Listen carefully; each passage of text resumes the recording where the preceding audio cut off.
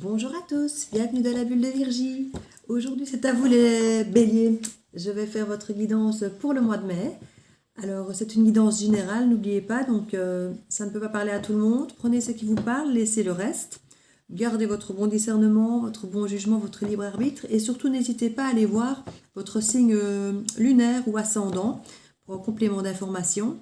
Le signe lunaire vous sera d'autant plus privilégié si effectivement c'est pour le domaine sentimental. Donc voilà, je vais commencer ici avec le Light Seer Tarot pour vous les béliers aujourd'hui. Alors je sais que les énergies pour l'instant sont assez marquées dans l'introspection et assez difficiles pour tout le monde. Mais rassurez-vous, c'est vraiment pour un meilleur derrière. On voit vraiment que c'est pour vous délester en général de tout ce qui vous a été trop longtemps imposé ou qui vous a alourdi toute votre vie. Donc c'est vraiment pour mieux. Mais je sais que c'est un moment difficile à passer. Courage à tous. On va un petit peu voir ce qui nous attend pour le mois de mai, les béliers.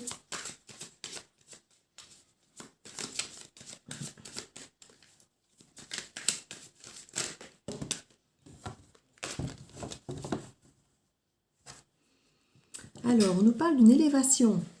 On nous parle ici d'un équilibre qui est encore un peu déséquilibré pour l'instant. On voit qu'il y a effectivement ici la tempérance qui est là, aussi renversée. Donc, on parle énormément de retour à l'équilibre. Suite à un apprentissage, à des formations, des leçons de vie, des choses que vous avez acquis, que vous avez pu comprendre avec justement ce retrait et cette capacité d'introspection. Donc, n'hésitez pas à vous mettre un peu en dehors de tout, parce qu'on voit que ça vous fait vraiment du bien pour retrouver cet équilibre qui vous tient tant à cœur.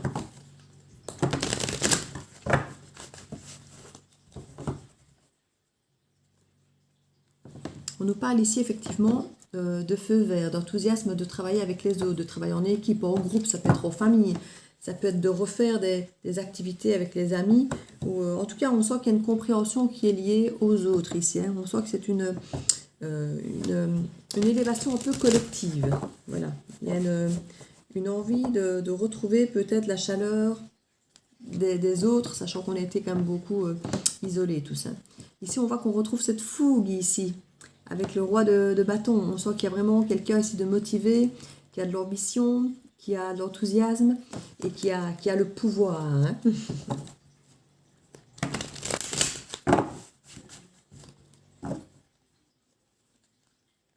Alors on dit que c'est le moment effectivement de travailler parfois ensemble sur certaines relations, peut-être pour laisser certains bagages derrière vous.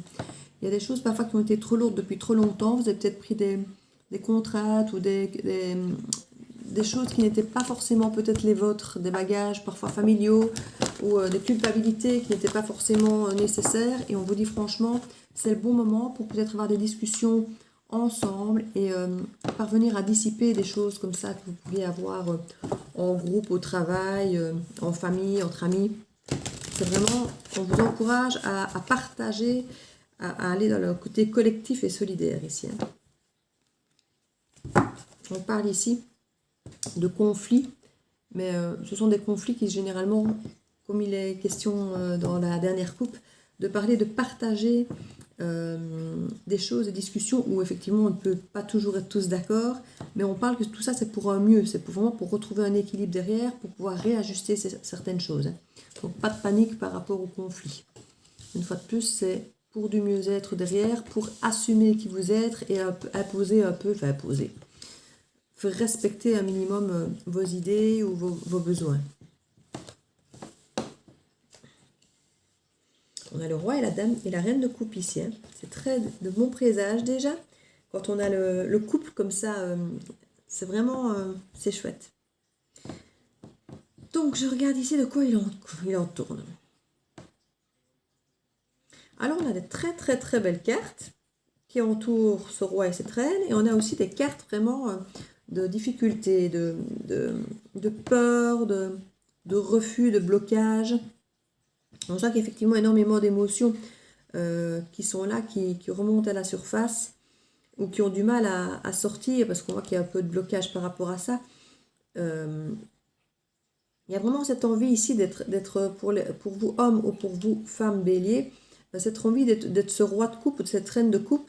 Et il y a vraiment la carte du soleil qui vous réunit, qui est vraiment entre vous deux, donc qui est vraiment la meilleure carte du tarot au niveau des arcanes majeures. Donc c'est vraiment un rayonnement qui vous englobe, qui englobe votre relation, votre couple, ou ça peut être de l'amitié, ça peut être, ça dépend le domaine dans lequel le tirage vous intéresse, ça peut être au sein de votre équipe au travail. Donc ici c'est du général, hein. Bon, le roi et reine de coupe généralement c'est amour, mais voilà, ça peut simplement être quelque chose, un environnement qui vous tient à cœur, qui compte pour vous. On voit en tout cas qu'il y a des émotions qui ont du mal parfois à ressortir. On voit qu'ici le roi est clairement entouré d'une carte qui est quand même une carte de refus, de blocage, de non, de déni, où on refuse de vouloir voir ou faire certaines choses, parfois par ego, parfois parce qu'on refuse de voir les choses. On voit aussi qu'il y a la carte des peurs ici, qui peut parfois en arriver même à vous empêcher de dormir.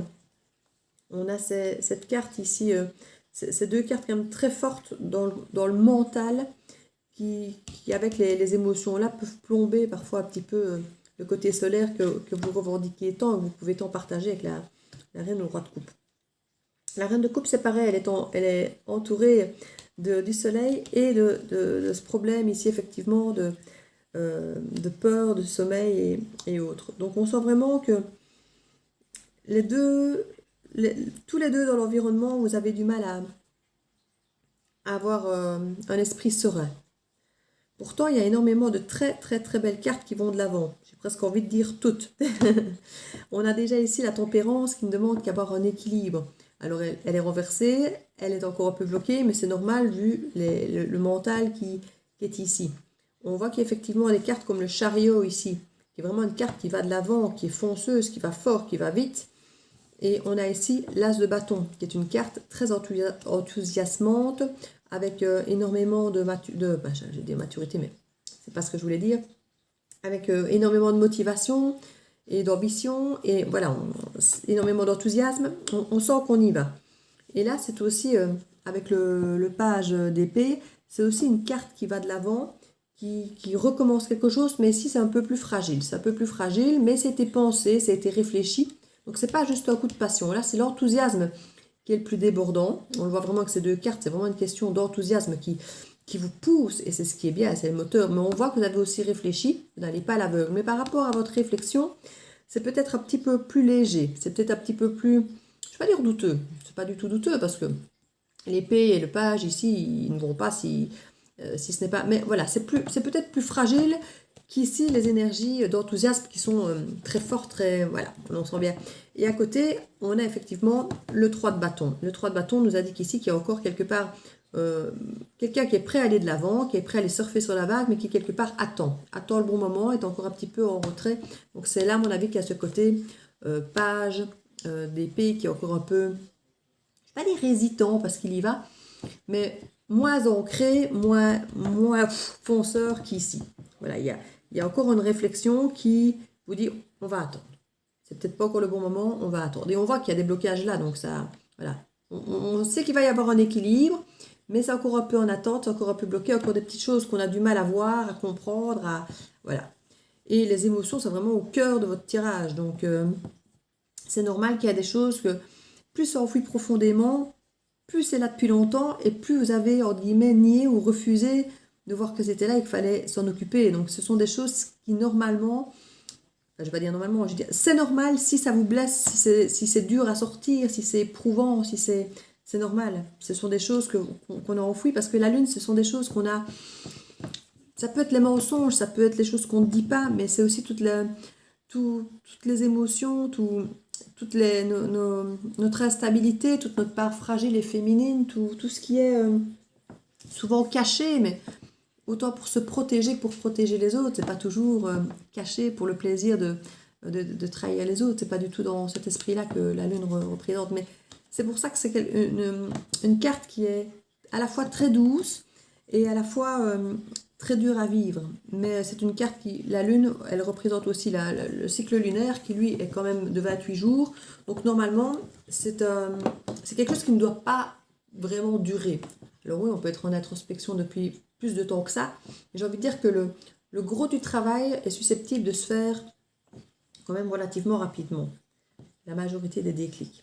Donc on voit ici qu'il y a vraiment encore voilà, cette envie d'être ancré, de récolter un petit peu les fruits de notre travail, de faire ce qu'on aime, même de l'autonomie, d'être connecté vraiment à la terre et à nos envies, à nos besoins. Ça peut être d'ailleurs une carte d'indépendance, hein, donc c'est pas forcément ici quelque chose où on voit une association avec les autres, on voit plus justement ce côté préserver qui on est nous. D'où peut-être ce besoin aussi de trouver ce qui nous correspond et pas forcément être lié toujours au couple. Ça c'est important aussi pour vous et pour nous, enfin pour tout le monde. Alors ici, les choses que vous refusez, c'est de laisser certaines choses derrière. Alors il y a des choses auxquelles on tient un petit peu parfois. Vous voyez ici, il y a cette petite flamme qui est là, donc c'est pas quelque chose de mort, c'est pas quelque chose de mauvais ou de néfaste, mais c'est peut-être juste quelque chose qui ne nous correspond plus, qui nous correspondait peut-être quand on avait 20 ans ou quand on avait d'autres idées, d'autres envies, mais maintenant qui ne nous correspondent plus. Et grâce à cette introspection, on s'en rend compte. Et on quitte ces choses, parfois ça peut être des habitudes qu'on a eues toute notre vie. Voilà, il y a mille et une possibilités et on voit qu'on quitte cette petite chose encore brûlante qui est là par habitude, qu'on a du mal à laisser, mais on sait qu'on va vers quelque chose de beaucoup plus grand, de plus lumineux, qui nous correspond beaucoup mieux maintenant. Donc faut vraiment pas avoir peur de lâcher ça.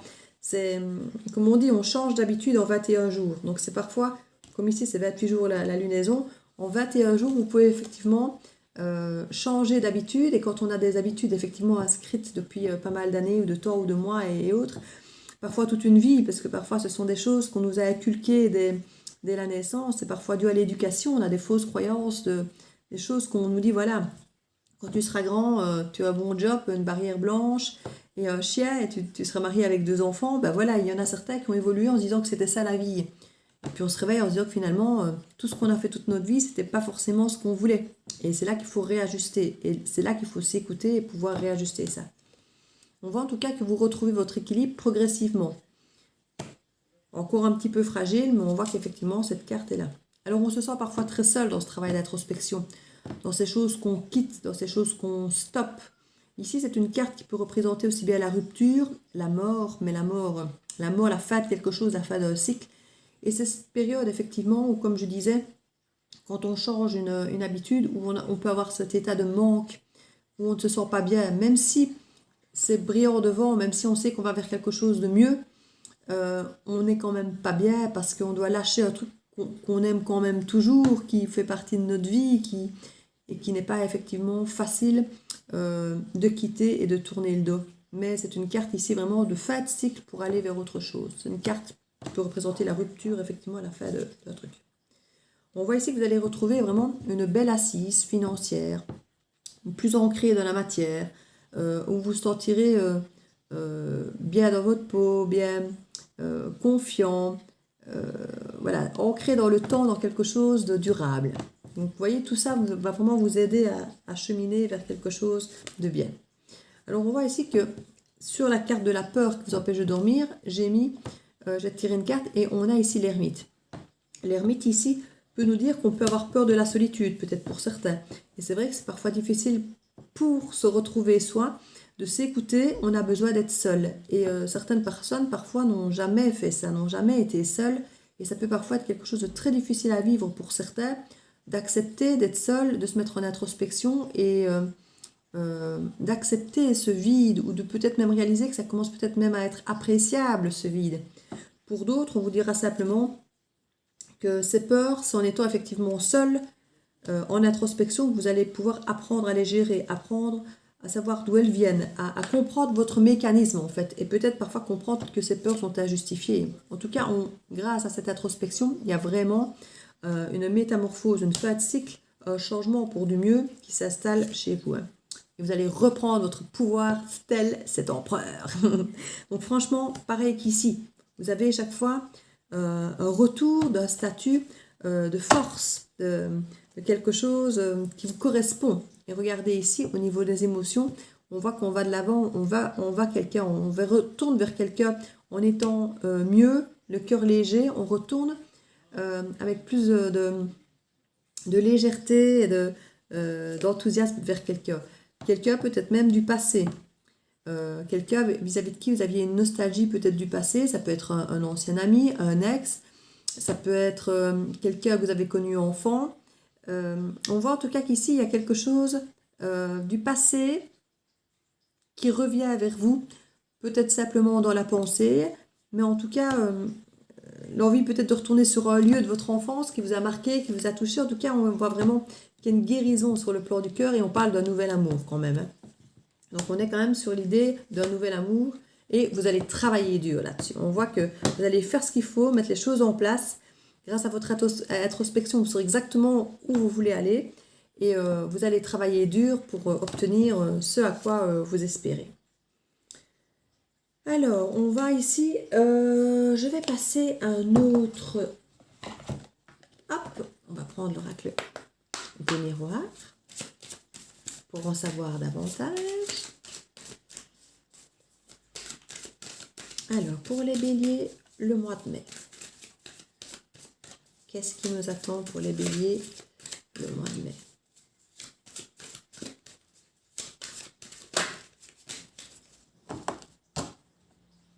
Alors, on nous parle d'échec.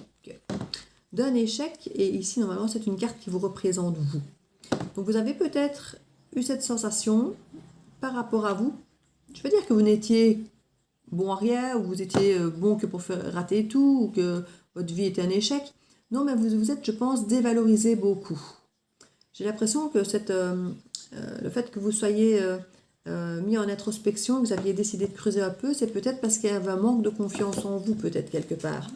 Ça fait peut-être partie des choses que vous aviez besoin clairement de travailler.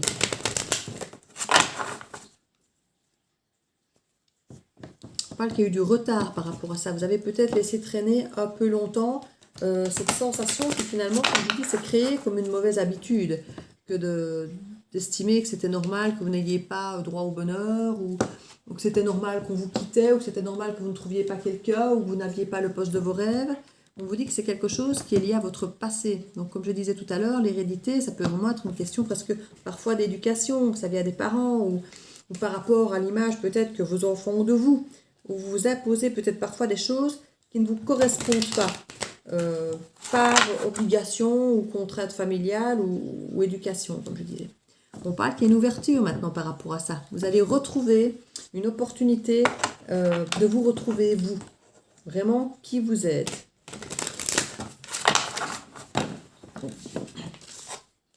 Ce sont de très belles cartes ici pour progresser. Alors, on voit que vous êtes senti coupable. Vous êtes senti coupable parce que vu que toujours vous êtes occupé des autres, effectivement, de votre famille, de peut-être rentrer dans les cases, de faire ce qu'on attendait de vous, maintenant qu'il y a cette porte ouverte pour vous trouver, vous, il y a des moments où quand je tiens ce discours, parce que je le tiens aussi, j'ai l'impression de dire tellement de fois « moi » dans la phrase, qu'on dit ouais, ça devient du narcissisme, ça devient de l'égoïsme pur. Non, on est obligé au bout d'un moment à s'écouter soi pour vraiment savoir de quoi on a besoin, qui on est, ce qu'on veut, nous, et pas toujours ce que les autres attendent de nous, ce que les autres veulent de nous, l'image qu'on veut peut-être entretenir que les gens ont de nous. Et du coup, ça éveille en nous tellement fort ce sentiment de culpabilité que ça nous empêche parfois de nous écouter vraiment et d'aller vers cette porte ouverte de qui on est. Donc, il ne faut pas avoir peur. Vous pouvez dépasser ce sentiment de culpabilité. N'hésitez pas.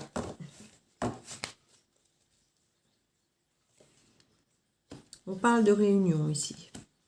Ça peut être avec des enfants, en famille, ça peut être une réunion avec légèreté, avec enthousiasme, naïveté, ça peut être quelque chose de... Et on parle qu'il y a du changement.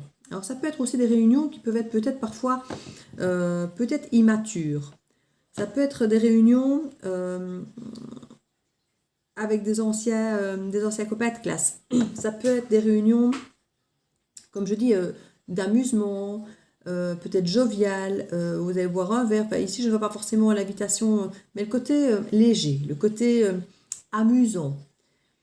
Je vois ici qu'il y a une réussite par rapport à cette réunion. Donc, il peut y avoir des choses, on va peut-être vous tester, on va peut-être vous parler, vous demander votre avis. Et on vous dit, c'est bon, ce que vous allez renvoyer sera bon. Donc, l'échange, cette réunion va porter ses fruits et il y aura quelque chose de positif.